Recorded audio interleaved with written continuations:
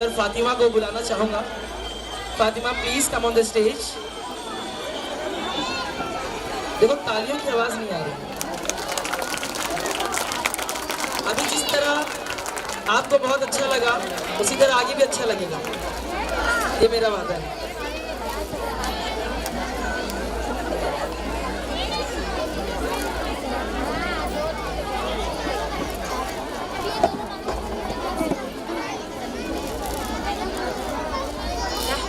صلی علی رسولہ الکریم اما بعد. السلام علیکم ورحمۃ اللہ وبرکاتہ. الحمدللہ کفا والسلام علی عباد الذین اصطفى اما بعد. قال اللہ تعالی وما ارسلناک الا مبشرا ونذیرا.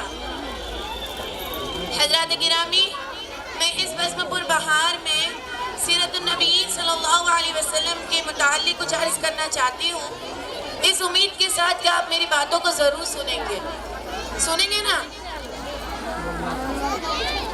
حضرات، جب اسلام فارا کی چوٹی سے پھیلنا شروع ہوا اور پیارے نبی صلی اللہ علیہ وسلم اپنے نور سے پوری دنیا کو منور کرنے لگے تو باطل پرستوں میں کھلبلی مچ گئی. انہوں نے اپنی پوری طاقت اور پوری قوت اسلام کو بجھانے میں صرف کرنے لگے. مسلمانوں کو تپتی ہوئی ریت میں لٹا کر، پھانسی کے پھندے پر چڑھا کر، گھر بار اجاڑ کر پیارے نبی صلی اللہ علیہ وسلم اور ان کی آواز کو دبانے کی کوشش کی گئی. لیکن میری پیاری بہنوں، ان کی آواز روز بروز بڑھتی ہی جا رہی تھی کیونکہ وہ حق کی آواز تھی. حضرات گرامی، سن 7 نویں محرم کا دن تھا کہ مکہ کے تمام لیڈروں نے مل کر ایک میٹنگ تیار کی. ابو جہل نے پوری قوم کو للکار کر کہا کہ اے غیور عربو، جس دین کو تم بچے کا کھیل سمجھ رہے تھے اس دین کے ماننے والوں کی تعداد روز بروز بڑھتی ہی جا رہی تھی. جس دین کا چرچا محمد صلی اللہ علیہ وسلم کر رہے تھے اس دین کے ماننے والوں لوگ روز بروز بڑھتے ہی جا رہے ہیں. ہماری عزت و آبرو پہ دھبا لگتا جا رہا ہے، ہمارے بتوں کو جھٹلایا جا رہا ہے، ٹھکرایا جا رہا ہے. اس لیے تم اپنی پوری قوت اور پوری طاقت کے ساتھ آگے بڑھو، ورنہ وہ دن دور نہیں کہ مکہ سے ہم کو ذلیل و خوار ہو کر نکلنا پڑے گا. دوستو، ابو جہل کی تقریر نے پوری قوم کو گرما دیا. طرح طرح کی تکبیریں پیش کی گئی. کچھ دیر کے بعد ایک ہولناک تکبیر پیش کی گئی کہ مکہ میں مسلمانوں کا بائیکاٹ کر دیا جائے، ان سے خرید و فروخت بند کر دی جائے، لین دین بند کر دیا جائے اور سلام و کلام بند کر دیا جائے. چنانچہ ایک عہد نامہ لکھ کر مکہ کی دیوار پر لٹکا دیا گیا. اس عہد نامے کو ٹھکرانے کی کسی کے اندر ہمت نہ تھی کیونکہ یہ پوری قوم کا فیصلہ تھا اور مسلمانوں کو شعبہ ابی طالب میں بند کر دیا گیا. مسلمانوں میں بچے، عورتیں، جوان، بوڑھے سب تھے. سب کا کھانا دھیرے دھیرے ختم ہونے لگا. درختوں کے کانٹے چبا چبا کر، چھالے کھا کھا کر دن گزارنے لگے. چنانچہ ایک دن کے لیے خالی پابندی ہٹا دی گئی اور وہ ایام حج کا دن تھا. اس دن جب مسلمان گھاٹی سے باہر نکلے تو پتہ ہے آپ لوگوں کی کہ ان کی حالت کیا تھی. ان کے کپڑے پھٹ چکے تھے، آنکھیں دھندلانے لگی تھی، قدم لڑکھڑانے لگے تھے. کیا شدت ان پر گزری تھی، کیا ان پر مشکلیں انہوں نے سہی تھی، کیا آپ کو پتا ہے؟ نہیں، ہم کو نہیں پتا. آج ہم کو دین ایسے ہی مل گیا ہے. آج ہم نے اتنی کوشش نہیں کی ہے. انہوں نے شعبہ ابی طالب میں وہ جب وقت گزار کر جب وہ باہر نکلے تب ان کی حالت دیکھنے جیسی تھی. اگر ہم وہاں ہوتے نا تو ہم دیکھ ہی نہیں پاتے وہ حالت. ان کی آنکھیں دھندلی ہو گئی تھی، قدم لڑکھڑانے لگے تھے. آپ کو پتا ہے ان کی حالت دیکھ کر کفار زور زور سے ہنسنے لگے، کہا مارنے لگے اور ان سے کہنے لگے کہ اے مسلمانوں، تم اپنا آبا و اجداد کا دین چھوڑ کر، اپنے باپ داداؤں کا دین چھوڑ کر اس محمد صلی اللہ علیہ وسلم کی باتوں میں کیوں آتے ہو؟ ان کا ساتھ چھوڑ دو. نعوذ باللہ. انہیں یہ کہتے تھے کہ تم ان کا ساتھ چھوڑ دو، پر پتہ ہے آپ لوگوں کے مسلمانوں نے کیا کہا؟ مسلمانوں نے یہ کہا کہ ہم محمد صلی اللہ علیہ وسلم کے ساتھ اقرار کر چکے ہیں. ہم نے محمد صلی اللہ علیہ وسلم کی رسالت کا اقرار کر چکے ہیں، ہم ان کی باتوں سے منہ نہیں موڑیں گے۔ کفار پھر بولے تم ہمارے ساتھ آ جاؤ، تم پر سے تمام پابندیاں ہٹا دیں گے، تم یہ شعبہ ابی طالب میں بند نہیں کریں گے۔ مسلمان نہیں مانے۔ مسلمانوں نے جواب میں کہا کہ ہم ان کی ندیاں بہا سکتے ہیں، بھوک کے مارے تڑپ تڑپ کر دم توڑ سکتے ہیں، لیکن محمد صلی اللہ علیہ وسلم کی رسالت کا انکار نہیں کر سکتے۔ کیا جوش تھا میری بہنوں، کیا جوش تھا وہ مرتبہ۔ آپ کو پتا ہے اس گھاٹی کا ایک چھوٹا سا بچہ عقیل، اور اس کی جب آنکھیں کھلی نا تو وہ بھوک کے مارے تڑپنے لگا، وہ چلانے لگا کہ اے ماں اب میں بھوک میں نہیں جی سکتا، اب میں مر جاؤں گا۔ وہ سب سے چھوٹا بچہ تھا اس گھاٹی کا۔ اس ماں پہ کیا گزرتی ہوگی بہنوں، سنو آپ، اس ماں پہ کیا گزرتی ہوگی۔ کھانے کا کچھ نہیں تھا، پانی کا کچھ نہیں تھا ان کے پاس، پانی پینے کے لیے نہیں تھا، کھانا کھانے کے لیے نہیں تھا۔ درخت کے پتے ختم ہو گئے، کانٹے ختم ہو گئے، چھالے ختم ہو گئے، سب ختم ہو گیا ان کے پاس سے۔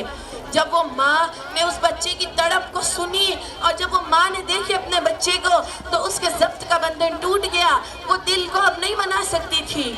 وہ ماں رونے لگی، تڑپنے لگی، وہ کہنے لگی کہ اب میں میرے بچے کے بغیر نہیں رہ سکتی، میں پہلے مر جاؤں، میرا بچہ بھلے زندہ رہے، میں نہیں دیکھ سکتی اس کو تڑپتے ہوئے۔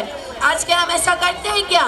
نہیں، آج ہم کو ذرا سا روزہ رکھتے ہیں اور ذرا سے بھوکے کیا رہتے ہیں، ہم بے ہوش ہو جاتے ہیں، ہم سے روزے نہیں رکھے جاتے۔